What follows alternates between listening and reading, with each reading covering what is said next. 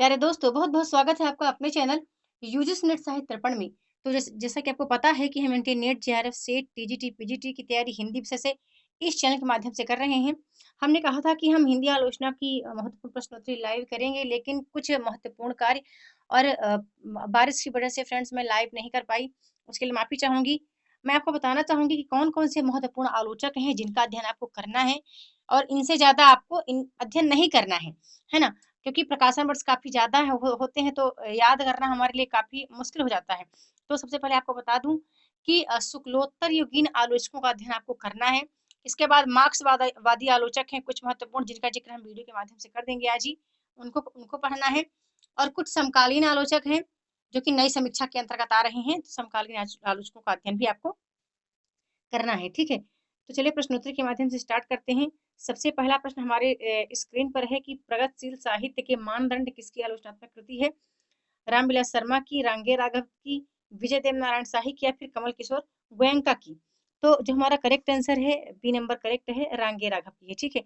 अब यहीं पर मैंने कहा है, अक्सर मैं कहती आ रही हूँ कि मेरे वीडियोज़ पर आप इनके जो ऑप्शन दिए गए हैं, सभी ऑप्शनों का अध्ययन आपको करना है, ठीक है? ये मैंने बहुत कुछ एनालाइस्टिक करने के बाद, मैंने एनालाइज़ करने के बाद इन ऑप्शनों को चूज़ किया है।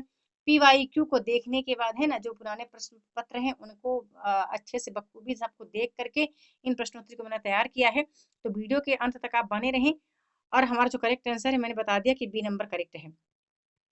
तो अब आपने देखा कि जितने ऑप्शन में है सबका अध्ययन आपको करना है, ठीक है? अगला प्रश्न आता है, ये स्क्रीन पर दिख रहा है कि निम्नलिखित में से कौन-सी आलोचनात्मक कृति रामविलास शर्मा की नहीं है ना? अब रामविलास शर्मा की आपको कृतियाँ याद रखनी है, तो हमारा जो करेक्ट आंसर है, करेक्ट आंसर हमारा डी नंबर है, ठीक है? नए साहित्य का सौंदर्य शास्त्र, ये रामविलास शर्मा की नहीं है, ये मुक्तिबोध की है।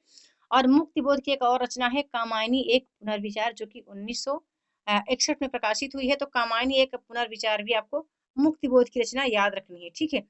अब यहीं पर आपको रामविलास शर्मा की जो रचनाएँ हैं, इनका प्रकाशन वर्ष आपको ज़रूर याद रखना है ना? अब आगे चलते हैं अगले प्रश्न की ओर। बड़े इंपॉर्टेंट प्रश्न हैं फ्रेंड्स, प्रश्न भले ही थोड़े हैं लेकिन प्रश्न बहुत ही महत्वपूर्ण हैं, है ना? अगला प्रश्न आता है, एक तरह का प्रश्न इस तरह का बनता है कि सही अनुक्रम लगाने के लिए, और ज़्यादातर मैं आपको बताऊँ तो आलोचना विधा से सही अनुक्रम लगाने के लिए ही आता है। या तो कभी-कभी कूट में प्रश्न बनता है कि निम्नलिखित में से कौन-सी आलोचनाएँ, किसी आलोचनाकार का नाम दे दिया जाता है कि कौन-सी आलोचनाएँ इनकी हैं। है ना? जैसे पूछ लिया गया कि कौन-सी आलोचना निम्नलिखित में से राम स्वरूप चतुर्वेदी की है। तो कोई 2 या 3 आपको चुनना होता है, वहाँ पर कूट में ऑप्शन दिया होता है। यदि आपका कंसेप्ट इतना क्लियर रहेगा तो वो आपसे बिल्कुल बन जाएगा। तो यहाँ पर देखिए हमारा सही आउटकम हमें चूज़ करना है। तो हमारा जो करेक्ट आंसर है इसका, हमारा करेक्ट आंसर बी नंबर ही सही है, ठीक है? बी नंबर हमारा सही है। पहले आता है आस्था और सौंदर्य, फिर आता है नई समीक्षा, नए संदर्भ, आधुनिक साहित्य सृजन और समीक्षा, ठीक है? मैंने केवल 3 ही लिया है ना? केवल 3 मैंने लिया है क्योंकि मैं चाहती हूँ कि हम कम पढ़कर भी हम बहुत कुछ सीख पाएँ, है ना? तो आपको याद रखना है कि आस्था और सौंदर्य जो है, और नया समीक्षा नए संदर्भ, ये डॉक्टर नगेंद्र की है।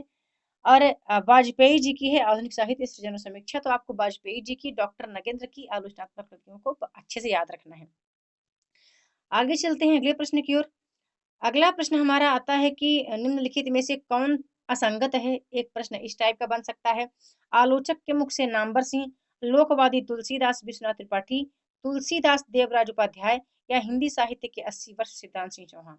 तो यहाँ पर जो हमारा करेक्ट आंसर है, बताना चाहूंगी सी नंबर बिल्कुल करेक्ट है। तुलसीदास देवराज उपाध्याय का नहीं है, माता प्रसाद गुप्त का है, ठीक है? डॉक्टर माता प्रसाद गुप्त का है तुलसीदास, क्योंकि ये एग्जाम में 1-2 बार रिपीट हुआ प्रश्न है, तो मैंने इनका ज़िक्र किया है। बाकी आपको नामवर सिंह, विश्वनाथ त्रिपाठी, देवराज उपाध्याय और शिवदान सिंह चौहान के आलोचनाओं का अध्ययन आपको ज़रूर करना है। अब चलते हैं अगले प्रश्न की ओर। हमारा अगला प्रश्न स्क्रीन पर दिख रहा है कि निम्नलिखित में से कौन मार्क्सवादी आलोचक नहीं है ना? एक इस तरह का प्रश्न बनता ही बनता है। अब देखो यहाँ पर आप ये तो सीख ही रहे हो कि प्रश्न कौन-कौन से आलोचकों का अध्ययन करना है। साथ ही साथ आप ये प्रश्न सीख पा रहे हो कि प्रश्नों का टाइप कैसा हो सकता है, कैसा होगा, किस तरह के प्रश्न अक्सर पूछ लिए जाते हैं यूजीसी नेट के एग्जाम में, है ना? तो हमारा करेक्ट आंसर जो है, नंद दुलारे वाजपेयी जो हैं, वाजपेयी जी मार्क्सवादी आलोचक नहीं हैं, बाकी ये सब मार्क्सवादी आलोचक की श्रेणी में ही आते हैं, है ना। नंदलाल वाजपेयी जो है वो शुक्लोत्तर युगीन आलोचकों की श्रेणी में आते हैं। ठीक है, आगे देख लेते हैं अगला प्रश्न। फ्रेंड्स बता दूं, यदि आप चैनल पर नए हैं तो चैनल को सब्सक्राइब कर लीजिए, साथ ही साथ बेल आइकन को प्रेस कर लीजिए ताकि मेरे सभी न्यू आने वाली वीडियो का नोटिफिकेशन आपको सबसे पहले प्राप्त हो। और वीडियो को ज़्यादा से ज़्यादा शेयर किया करें, लाइक किया करें, उससे मुझे मोटिवेशन मिलता है, मेरा उत्साह बढ़ता है। तो मैं चाहती हूँ कि मैं अच्छी अच्छी वीडियो आपके समक्ष प्रस्तुत करूँ, है ना। अगला प्रश्न एक आता है, स्क्रीन पर दिख रहा है कि सर्वप्रथम देव बड़े या बिहारी विवाद को किसने प्रारंभ किया? पद्म सिंह शर्मा ने, मिश्र बंधु ने, लाला भगवान दी ने, या फिर कृष्ण बिहारी मिश्र ने। यदि आपका कंसेप्ट क्लियर है तो ऐसे प्रश्न आप जरूर सॉल्व करें, है ना, क्योंकि ऐसे प्रश्न भी एग्जाम में कई बार पूछ लिए जाते हैं। तो यहाँ पर हमारा जो करेक्ट आंसर हमारा हमारा आता है मिश्र बंधु, है ना। मिश्र बंधु ने सर्वप्रथम देव बड़े या बिहारी विवाद को प्रारंभ किया है। अब आप देख लेना यहाँ भी पद्म सिंह शर्मा को, लाला भगवान दीन को, कृष्ण बिहारी मिश्र को, कि इन्होंने सबसे बड़ा किसे माना है, देव को या फिर बिहारी को। तो ये आप जरूर देख लेना, है ना। अगला प्रश्न एक बनता है इस तरह का प्रश्न, ये भी PYQ ही है। मैंने थोड़ा प्रश्न को घुमा दिया है कि जगन्नाथ दास रत्नाकर ने पद्यात्मक अनुवाद किया है, तो किसका अनुवाद किया है? साहित्य शास्त्र शीर्षक से, या समालोचना दर्श शीर्षक से, या फिर अलंकार प्रयुक्त शीर्षक से, या फिर साहित्य की समालोचना शीर्षक से। बहुत इंपॉर्टेंट क्वेश्चन है ये PYQ है ये भी।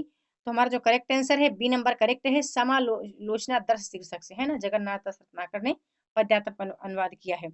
पोप के एस्से ऑन क्रिटिसिज्म का, ठीक है, किस रचना का है? तो ये भी आपको याद रखना है। किस लेखक का है? ये भी आपको याद रखना है ना। आगे चलते हैं, अगला प्रश्न देख लेते हैं। अगला प्रश्न बनता है कि यह तथ्य अनदेखा नहीं किया जा सकता कि कविता के नए प्रतिमान के केंद्र में मुक्ति बोध है, कथन किसका है? ये हमारा चैलेंज प्रश्न है, सभी मित्रों को इसका जवाब देना है ना। संतान ने जो प्रश्न है, सभी मित्रों को इसका जवाब देना है कि यह तथ्य अनदेखा नहीं किया जा सकता कि कविता के नए प्रतिमान के केंद्र में मुक्ति बोध है। कथन है आचार्य शुक्ल का, नामवर सिंह का, हजारी द्विवेदी का, डॉक्टर नगेंद्र का। देखो कुछ कथन पाश्चात्य जो काव्य शास्त्री हुए हैं उनका भी पूछा जाता है ना, कॉलरिज का, मैथ्यू अर्नोल्ड का, या फिर TS इलियट का। तो बता दो फ्रेंड्स, इन्होंने भी कुछ आलोचकों के संबंध में कथन दिए हैं, तो आप थोड़ा सा देख लेना। इनके भी कथन कई बार एग्जाम में रिपीट हुए हैं। कभी कभी नंदलाल वाजपेयी जी के कथन भी दिए गए हैं, है ना। तो आप थोड़ा सा आलोचनात्मक कथन भी आप जरूर देख लेना, जो महत्वपूर्ण आलोचक हैं। आगे चलते हैं, अगला प्रश्न देख लेते हैं।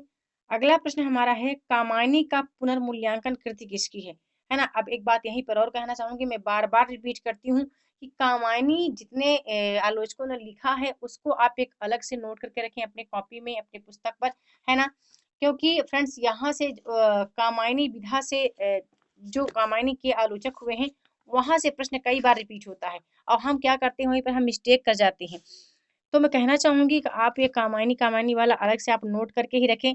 जैसे जैसे पूछ लिया जाता है कि प्रेमचंद्र और उनका युग किसका हो गया, प्रेमचंद से संबंधित है। या पूछ लिया कि प्रेमचंद एक विवेचन किसका हो गया, है ना। ऐसे ही कामायनी का बनता है कि कामायनी का पुनर्मूल्यांकन किसका है, कामायनी के अध्ययन की समस्याएं किसका किसका मतलब किसकी आलोचनात्मक कृति है। या पूछ लिया गया कि कामायनी एक पुनर्विचार किसका है, या पूछ लिया गया कि प्रसाद और कामायनी पुनर्मूल्यांकन के प्रश्न किस विधा की किसकी रचना है ना। इस तरह तो कामायनी का जो पुनर्मूल्यांकन कृति है, इसका जो हमारा माफ कीजिएगा फ्रेंड्स,